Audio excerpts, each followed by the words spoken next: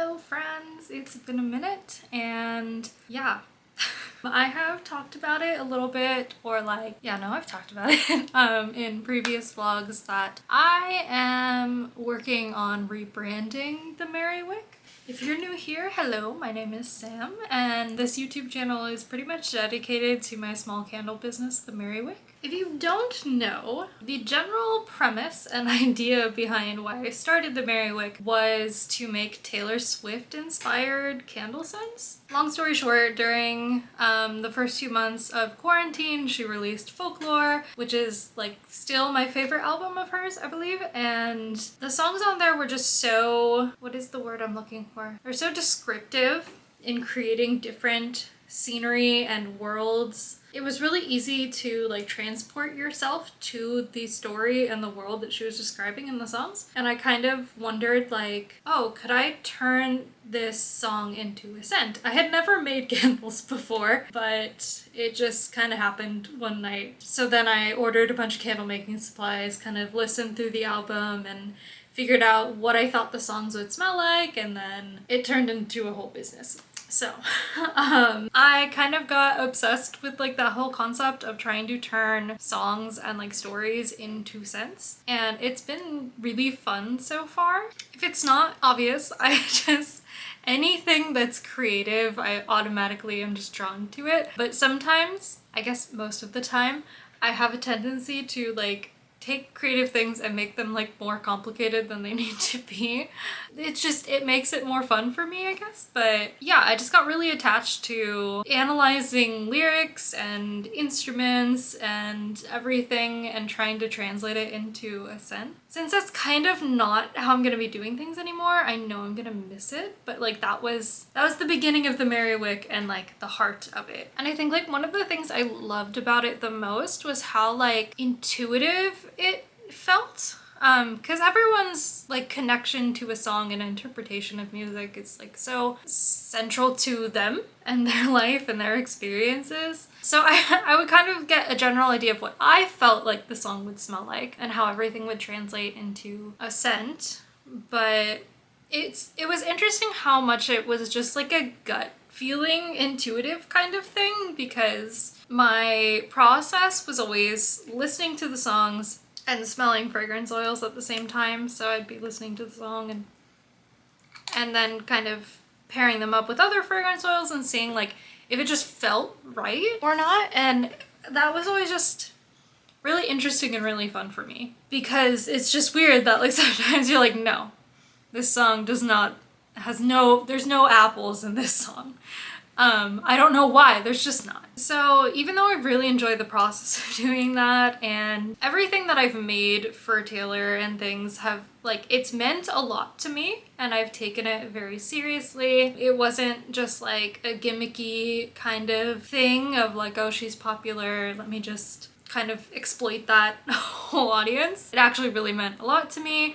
And it was very fulfilling, but at the same time, there was always kind of, like, from the very beginning, a very lingering feeling of anxiety about creating things based on someone else's art and like their intellectual property. And I could talk about that forever. And I feel like a lot of people will disagree on certain aspects of it. And I feel like I just always changed my mind of feeling like I was crossing a line I wasn't comfortable with, or feeling like there wasn't anything wrong with what I was doing. And it just always there in the back of my mind, just like eating away at me of like, you know, just the legality of it and everything. And I hated that part of it. I hated that was always there bothering me in the back of my mind for either like technical reasons of like being worried that I'd get shut down, and also just moral reasons of not really knowing where I stood on like what I was doing, because it kept kind of changing. Carrying that around did not feel good, hasn't felt good for the past 4 years.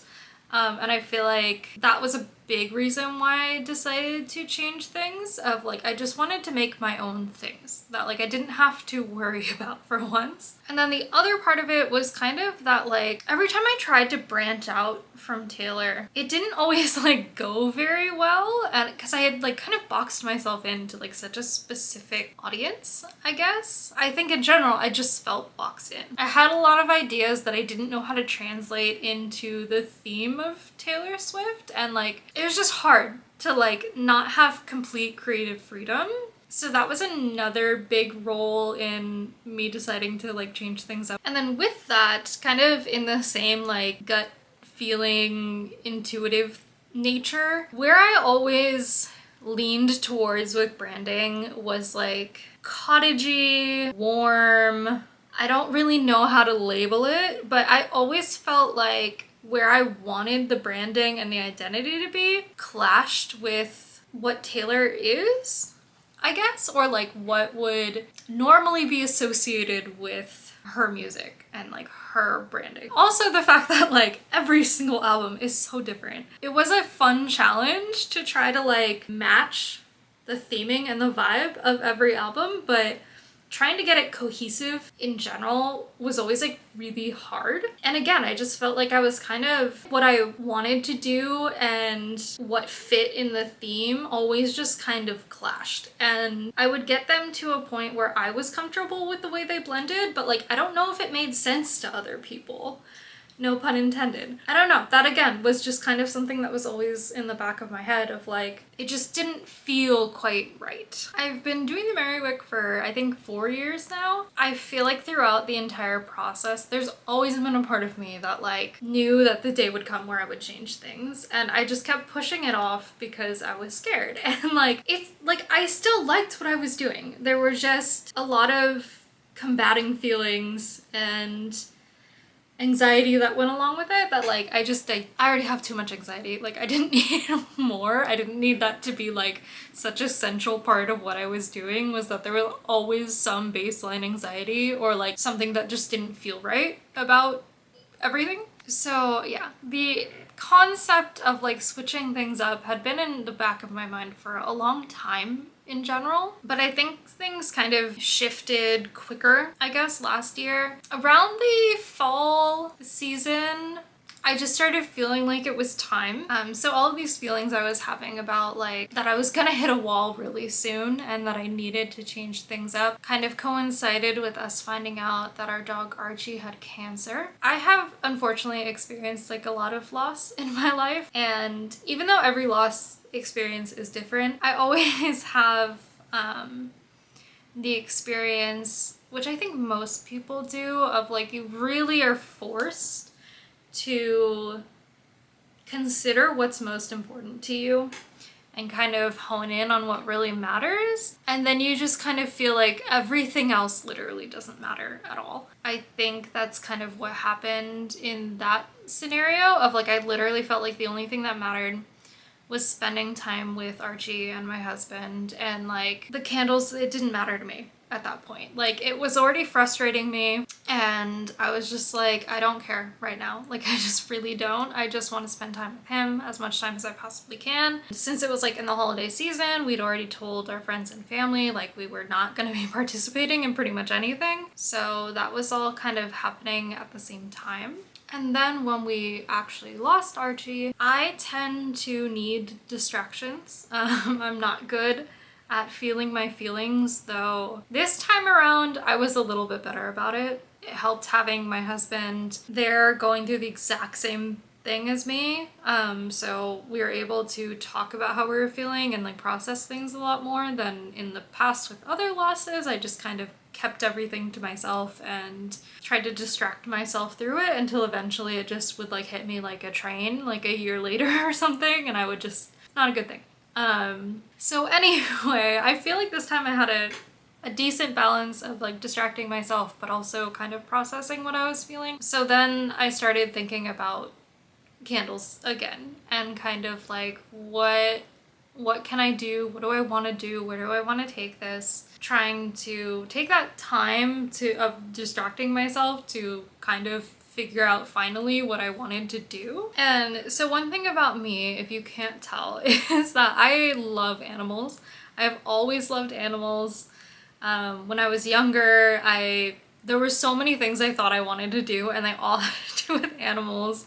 I thought I wanted to be a vet. I thought I wanted to be like a National Geographic like photographer for nature and animals. I wanted to be a marine biologist and like work with marine animals and like dolphins and stuff. Like it just always came back to animals, and they just make me happy and they bring me a lot of comfort. And in losing Archie, it's just hard where, you know, you have a companion with you at all times and then suddenly they're not there anymore.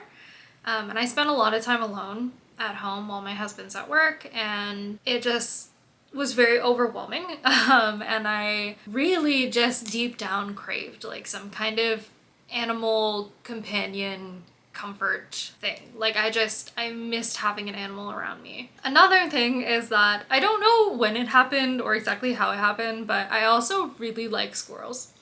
And over the years I've kind of like collected squirrel things and squirrel figurines and just things that have to do with squirrels, and slowly it became a part of my personality to other people. They're like, yeah, Sam just likes squirrels. Like that's just part of who she is. She's the squirrel lady. So we have some feeder like bench things in our backyard that are for birds, but obviously the squirrels would help themselves.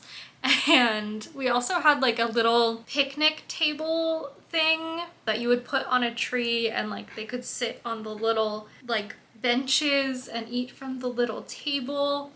And I enjoyed that for a very long time. It was like right in the window that was like in my eyesight from the couch. So like it was just the best form of entertainment. Oh my god. It's amazing. Is he sitting? Yeah. Not on the bench. But unfortunately our HOA made us take that down. Because they're soulless, I guess. So I think the squirrels preferred that one because it was attached to a tree, so if anything was happening, they could immediately jump on the tree and like run up. But the other ones in the backyard were like a little, like they had to do more acrobatic things to like get to them, so I think they felt like a little less safe there. But since the other one was no longer an option, they started spending more time at the ones in the backyard. One day I saw one just kind of chilling there, and I think the bird feeder had kind of like started running out of feed, and I was just like, will it let me feed them an almond? And so I was just like, okay, I'll try it. I'll try to go out there and see if it'll even let me approach it, because if it didn't let me approach it, then that's pretty obvious that it's not gonna happen. But this one, I guess someone else is feeding them, or they were just a very brave squirrel because they had no qualms with me just they were like up on the pergola. I'll play the video. And I like reached up and gave them the nut, and they're like, hey, cool, thanks. Then things kind of snowballed from there. They were like, oh cool, this lady wants to give me food. And I'm like, absolutely, yes I do. So they like kind of trusted me, I guess. So then it moved from them being up like higher up on the pergola to the wall where we're a little bit more like leveled. And then eventually they started coming like to the sliding glass door in the backyard, like a little drive-through for squirrels. And that's where we're at right now. And so the first squirrel that was okay with me being their friend, I named them Ginger. Yeah, Ginger at first was, I think, the only squirrel that was like cool with me. And then I think the other squirrels started to catch on to what was going on, and then they would start coming to the door. I remember like Googling how people could like tell the difference between their backyard squirrels.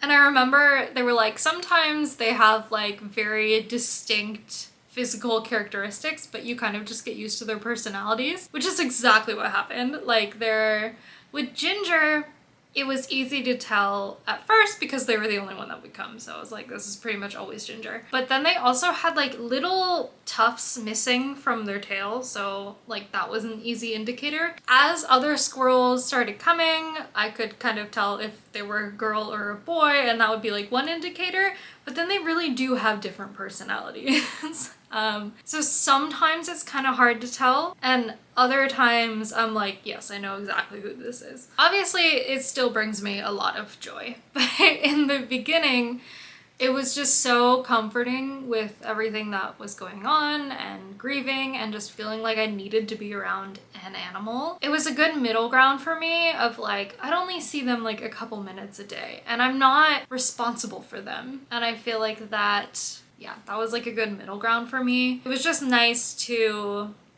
take care of something in like some kind of way because I just like taking care of people and animals and things. It just felt nice feeling like, oh, I'm providing for something. Like, and I did get kind of weird about like, I don't want them to depend on me for food. I want them to still be wild squirrels and know how to forage and everything.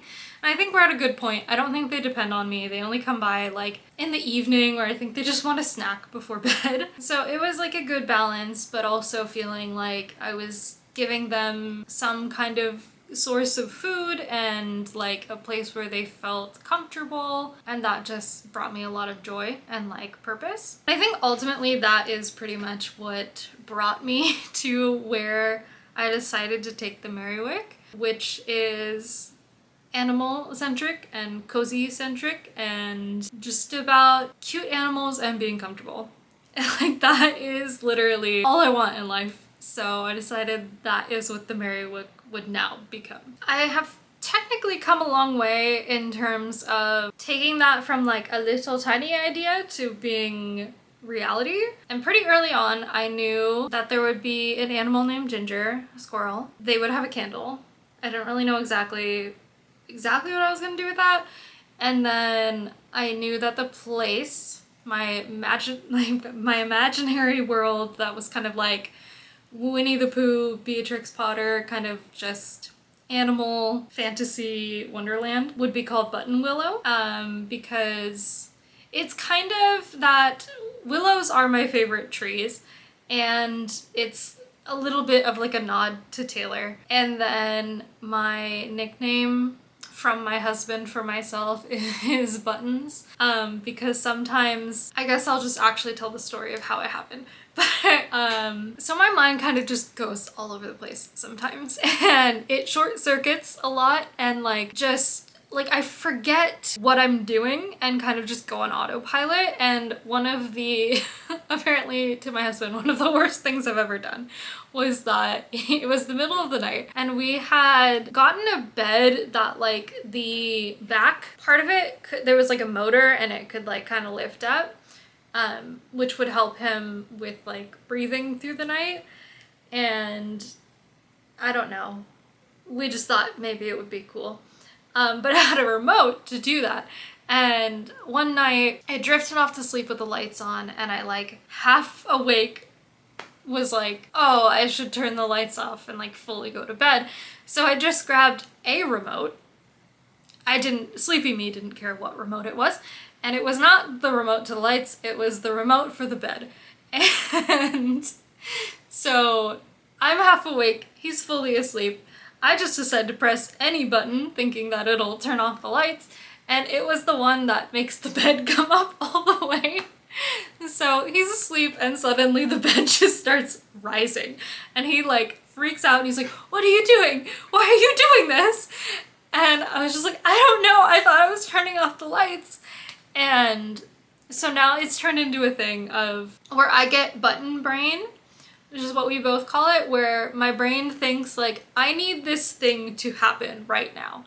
And in order for it to happen, I'm gonna press any button that's near me. And that's like, it's just kind of something my brain actually does when it like short circuits. Of like, sometimes I'm walking from my car to the house, I'm like, oh, I need the door to be unlocked. And I just press my car button to unlock the car thinking it's gonna unlock the door. And that's just kind of a thing. So I'm Buttons because sometimes I just will press buttons and expect them to do whatever I want them to do, regardless of what they're programmed to do. That's where Button Willow came from.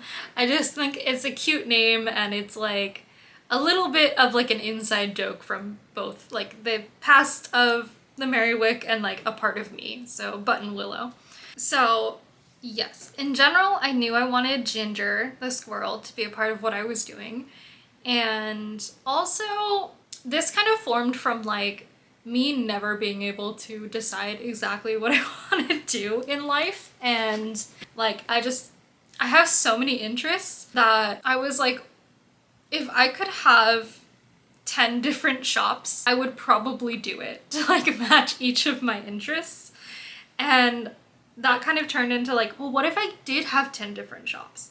But they all lived and existed in Buttonwillow, and they were all under the Merry Wicks. That is kind of like where it started going into. I was like, okay, well, I have Ginger, and I decided that Ginger was going to own the bakery in the town of Buttonwillow. Then I started trying to figure out, well, first off, earlier on, I had decided that I wanted all of the animals in the town to have like kitchen spice like ingredient names. I don't know why.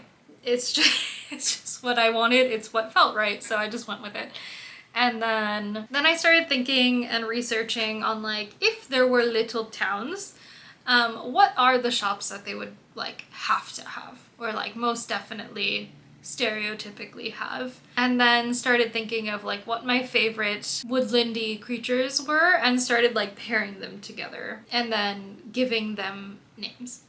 So while I was kind of refining all of these ideas into like a full concept and theme for the business, I like kept agonizing, because I have to agonize about something, you know? Like, I knew that I wanted everything to be illustrated. I didn't want to use like actual photos of animals or anything. And I didn't like, at first I thought like maybe I can just use clip art, and then I started feeling weird about that, of like it not being cohesive, but then also there's just too much AI everywhere, and if you know how I feel about AI, it's very negatively. So I just like, I don't know, I started getting overwhelmed by that, and I was just like, okay, well, do I want to try to illustrate everything on my own, or do I want to commission someone to do it? I'm really bad at asking for help and like letting people do other things and trusting people to do things. So when it comes to things like this, I think that I have the imagination, but I do not have the execution all the time, because I can come up with so many ideas. I can know exactly what I want it to look like for the most part, but when it comes to actually making it exist, I will get very overwhelmed and like not feel like I have the skills and ability to actually bring it to life. And that's something I really struggle with art, because I've been doing technical art for a very long time.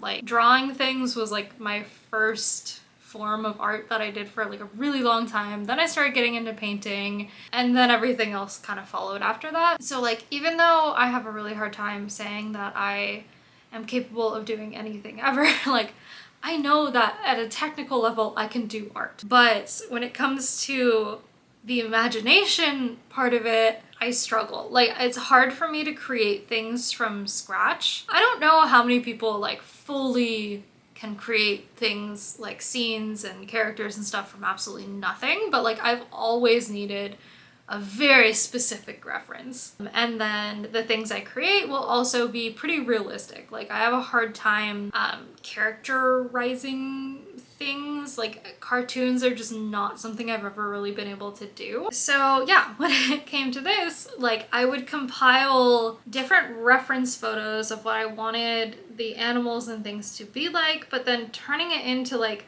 cohesive illustrations was really hard for me. So I kind of keep, to this day, though I'm pretty sure I've landed on doing it myself, will get really overwhelmed and be like, should I just commission someone else to do this? Like, am I capable of doing this? I'm still really struggling with it in terms of like convincing myself that I can do it, and that if it's not absolutely perfect, it's fine. At this point, pretty much settled on that, like, the things I'm drawing are gonna be the things on the labels. Even though that's scary, and that's like kind of the thing that I'm the most worried about doing. And I'm like 50% right now on having it done. And also, if you know anything about me, I have many mental blocks. And one of them is definitely perfectionism. There were so many roadblocks in getting to this point, and at some point, like I feel like I need categories, and I need all of those categories to one, be perfect, and then be finished at a certain time before I can move on to the next category.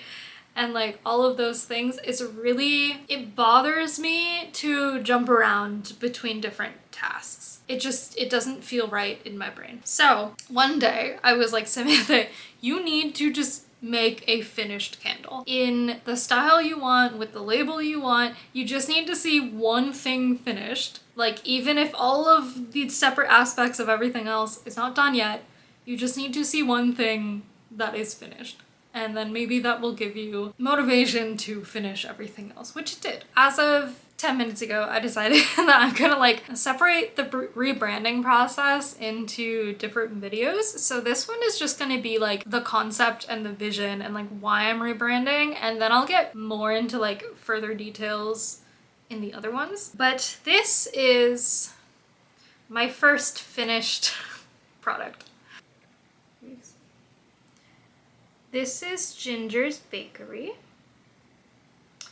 And this is Ginger. Ginger has a little pie and a little apron. New jars, new look, new labels, new everything. I'm definitely like, if I'm gonna start something, I need to start from scratch. Kind of a lot of things just lined up in a very convenient way. So when I started thinking about changing things, I was just already like almost out of the current jars that I use for the Taylor scents. So I was just like, if I just don't restock those and like I don't get more jars, then I can just switch jars. And I knew I wanted to switch jars. Like I knew I just wanted things to be fairly different from what everything was before. And then these ones, I'll get more into it. Oh, I've burned this one, so it's not like super pretty. But the new candles are double wicked, which I will talk in the next one, the next video. I'll talk all about that journey. It did help. Having like one finished thing made a big difference. So I think that is about what this video is gonna be. And then in the next videos, I'll talk more about like the actual production process of making everything, and then branding and product photography is going to be a whole thing, so I think that's going to be its own video, and like doing the launch and everything. But yeah, that is where the Merry Wick is now. I had announced a couple weeks ago that the transition was going to be happening, so I've just been trying to clear out all the Taylor candles to the best of my ability. Thank you to people for ordering, because of the way my brain works, like I need to see the shelves more cleared before I feel like I'm like actually making the transition. So a lot of things are actually sold out, but I still have a decent amount of candles that I need to get through. So on the website, there's just going to be like a section for Taylor Swift candles, and then so that all of those things can still get sold because I have them, but I'm not going to be restocking anything. And then the new like button willow things. That is the tale of why I am switching what everything is, and I'll take you through in the next videos like the whole process of everything else. But I just wanted to get the concept down, just explain what's gonna happen. So I still have quite a lot of work to do, and I'm trying to, what is it? It's June 16th right now. I'm trying to at least get a signature collection out by July 1st. And then also I am switching my website from Wix to Shopify, and I'm trying to have that finalized by July 1st too, so that the launch and the new website will happen at the same time. So I have a lot of work to do. So I will be filming that and sharing that as it happens, but I'm hoping that the transition goes well. It's a big change. If a lot of people lose interest, I completely understand that. My expectations are lower. For example, I'm only going to be making 2 candles of every scent. That's like just what I'm gonna start with, see if I can even sell those, and hopefully I can. But I feel like that's what the expectations are right now, just see what happens. But I feel good about this. I feel like it feels very me. I already have so many ideas for the future. I think like the only hang up for me right now is the illustration. Like that is the hardest thing for me to overcome right now. So hopefully I can just push myself through that and like actually make the vision that I want to exist actually exist. So that is where we're at right now. Thank you for following along. I will come back in a day or so and film film the process of making the candles and all the design decisions and the scent decisions in another video. So thank you, and I'll see you next time.